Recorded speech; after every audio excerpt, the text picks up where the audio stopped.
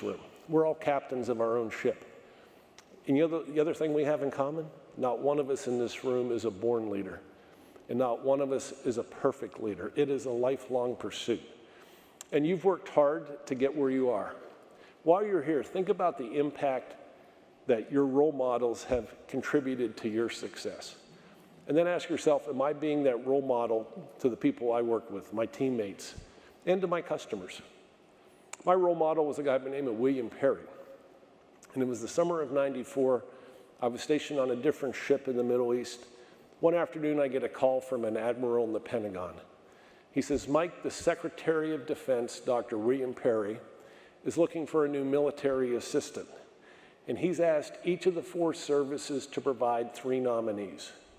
And he said, congratulations, you're one of our 3 nominees. But he said, don't get your hopes up. You're not our #1 pick. And we don't expect you to get the job, but if you get an interview, just don't embarrass us. So armed with that overwhelming endorsement, I fly back to Washington for my interview. Stunned everybody by getting the job. I wasn't the smartest of the 12 candidates. I didn't have the best record. And it took me a year to get up the courage to ask the Secretary of Defense why he hired me. And he said, Mike, I didn't hire you. He said, the staff did. He said, I've been in business and government for over 40 years. He said, I can hire the smartest people. He said, that's never been a marker for my success. He says, what has been is whenever I've been able to create a team of people who will collaborate with each other and support each other and have each other's back, he said, that's why I'm successful.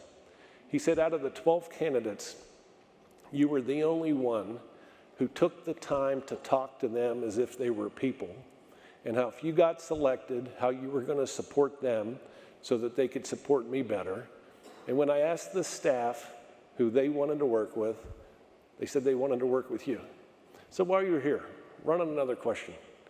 Are you the shipmate that your fellow crew members would choose to have on the team? And I'm not talking about being liked, I'm talking about being respected. And it was William Perry who taught me how to lead.